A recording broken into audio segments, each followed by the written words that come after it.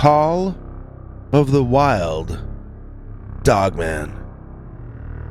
Dear Scary Stories NYC, I have a Michigan Dogman story for you that happened to me personally, sometime back. I think around 2005 or 2006, maybe. If you're old enough to remember those days, they were very much like half modern and half 20th century. That was around when YouTube was either first getting started, or maybe even the year before that happened, possibly. I did have a cell phone, but I think it was a flip phone, like from Captain Kirk's Star Trek, you know? And it might have taken tiny photos, but it definitely did not shoot video. You could check your email if you were in a medium or larger sized city, and you had 45 minutes to wait for the page to load. I was in college, but it was the summer, so I was supposed to spend around a month with my mother in Milwaukee, and then another month with my dad, who lived near Gaylord, Michigan. That was where he and I had our most important shared moment. That was where my father and I both saw the same Dogman at the same time. It was the one single moment we most talked about together for the remainder of his life. And it was the reason that he and I grew closer and closer the rest of the time we were able to know each other. I can't even imagine the direction my life would have gone in if we hadn't both shared that Dogman experience. My father's been gone for almost 4 years now, but when I think back on that day, I can smell his old cigars, and I can hear his voice telling me about things he wanted to pass on to me while he still could. We decided to spend the day together doing whatever we felt like, and somehow Dad talked me into going with him to this museum called the Call of the Wild in Gaylord. He told me it was a zoo for dead animals, and at first I didn't want to go. I had been in New York for school, and I had seen the dead stuffed animal zoo that they have in the Museum of Natural History over there, and that creeped me out thoroughly. Nevertheless, Dad seemed excited to go, so I said fine. The museum didn't look that big from the outside, at least not to me, but it was somehow larger on the inside, and we ended up spending a good 2 to 3 hours in there. They have some really unique kinds of displays set up, and you can learn a lot, both about nature and the tastes of the interesting family that runs this place. They have a gift shop with its own shoe department. You would not believe this store. You can buy a lot of their merch online at their website, which is callofthewildgaylord.com. You know, because it's in Gaylord, Michigan. Anyway, seeing stuffed animals in front of hand-painted background walls for hours can create a very unique mood. It's almost like walking around inside of a myth, or a bunch of myths. It's certainly nothing like walking around inside actual nature, but you're definitely deep inside humanity's mythic, imaginary version of nature, and I was glad that my father had talked me into going to that place. I admit, I sort of kept expecting to turn a corner and see stuffed versions of the astronauts from Planet of the Apes, but I was very happy to have gone. In another couple of years, when he's old enough, I'm hoping I can bring my son there, like my dad brought me. So obviously we did not see the Dogman inside the Call of the Wild Museum. We did, however, have our Michigan Dogman adventure that same day, after leaving the museum, lost in deep conversation about the long history of trapping and logging that took place in the Midwest for generations. Nothing that I grew up with in my childhood would have even been there, if not for hundreds of years of tough outdoorsmen making the region habitable for us soft college boys of my generation. I think I had that sort of attitude like animals are saints while hunters are evil and wrong, but after spending some time in that museum, I realized that humans are just another kind of animal trying to survive amongst the others who are just as hungry and savage as we are. You see a beehive and call it natural, but that's just their version of urban development. An apartment complex is no less natural than an anthill. Both are species adapting to their environment to survive. Nothing humans can do can be unnatural, since we are creatures of nature, same as the baby seals.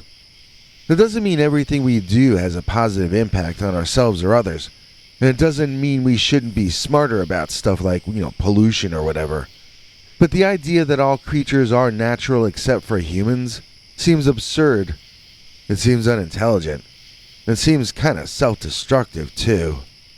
So it was in and among these varied enlightened epiphanies that my father and I bonded that morning and afternoon. Now, Pine Barren Pathway, not the Pine Barrens in New Jersey, home of the legendary Jersey Devil, is where we went next.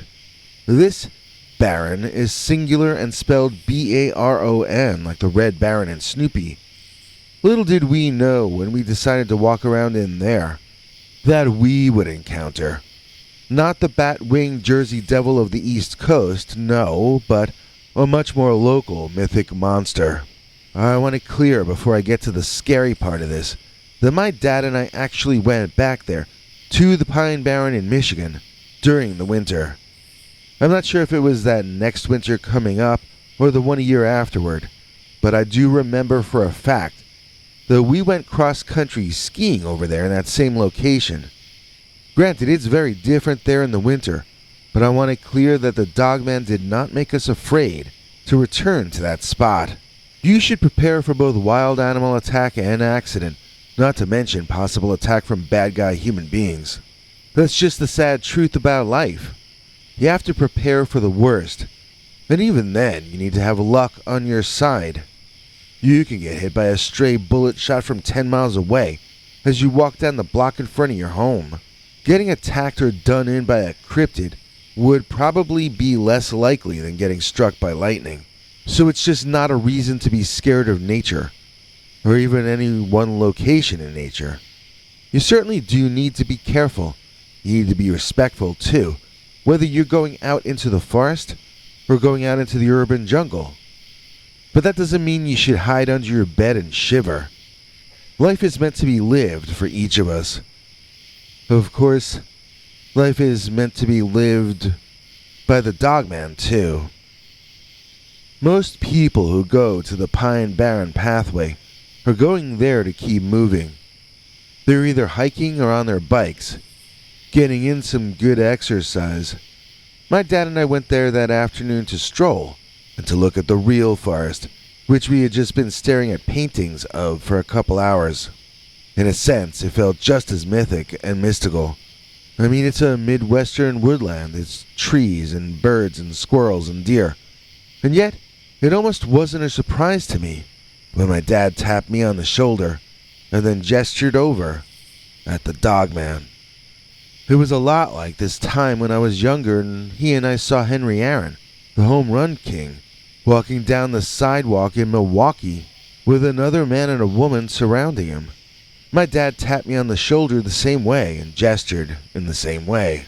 Since the three of them were so caught up in conversation, we didn't feel like it would be right to interrupt or bother them, but it was still cool to see him in real life.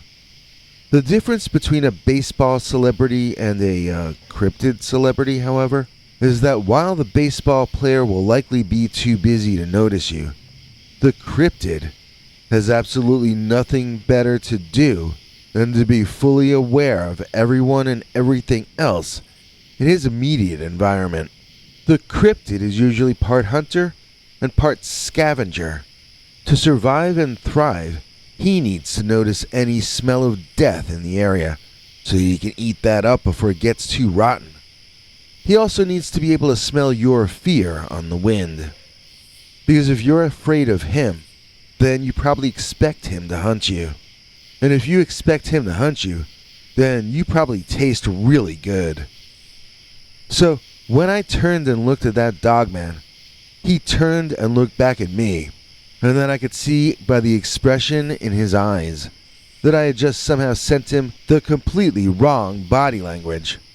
I could see him looking at me, but he wasn't seeing me as a human being. He was seeing me as a rack of slow-cooked ribs smothered in award-winning barbecue sauce. So when we had first looked over there, we saw the beast from his shoulders on up, and he was standing upright. He looked like a tall young human male with a dog head mask. But once he moved forward, I got the disorienting feeling of having been sucked up into some kind of Greek myth or something.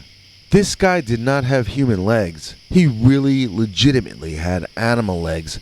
Even though he was upright, he had a very hairy version of a humanoid torso and chest. This was like a half-man, half-animal creature. It was angry, and it was coming toward me fast through those bushes. I was a deer in that beast man's headlights in that moment. I both wanted to run and to stand there. Part of me didn't want to find out what that thing could do to me, while another equally strong side was angrily insisting that this could not be happening. If it can't be happening, then it isn't real. If it isn't real, I should not have to run away from it.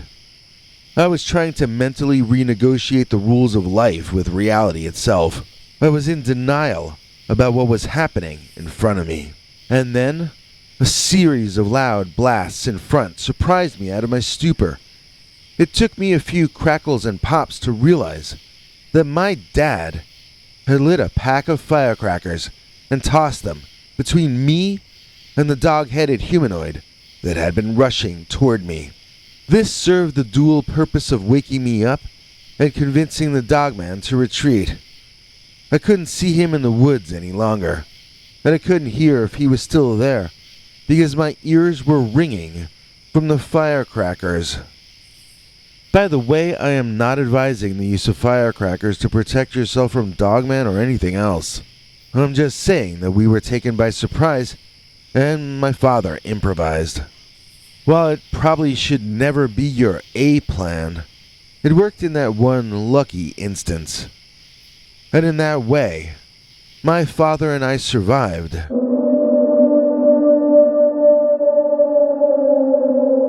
The call of the wild Dogman. We'd like to thank this guy all over the place. Respect to the sky for Mr. Ace. Please join me in thanking Ace Williams for making this episode possible. Mr. Ace is one of our top tier channel members, which means he gets to see our weekly secret uncensored stories, as well as our over 25 hours of archived scary Dogman stories. Here to fill you in about some of those details, may we present our international TV spokesmongrel, Henry Lee Dogman. Hank? Thanks, Biggie, and thanks to all of you for watching this far. If you liked it, please click like. If you'd like to see more of our work, please subscribe. And also click that bell icon if you'd like to be notified when we put out a new episode. To become an executive producer, you can donate to us through the thanks button under each of our videos or through our paypal.me/PeterBernard209 page. To receive cool perks like secret uncensored Dogman episodes far too wild to ever run on this channel, you can become a YouTube channel member by clicking the join button, or join our PayPal subscribers club at peterbernard.com. Joining either at the $3 a month level or above gets you access to our over 25 hours of secret uncensored Dogman stories available nowhere else. Do you have a scary story about Dogman or some other kind of high strangeness that happened to you? Let us know by emailing us at scarystoriesnyc@gmail.com or by leaving us a voicemail message at 804-LA-SCARY. You may need to call back on that one. It cuts off after, I think, 3 minutes. And if you don't want to do any of that stuff, thank you for simply watching to the end. Good night, and have a scary tomorrow.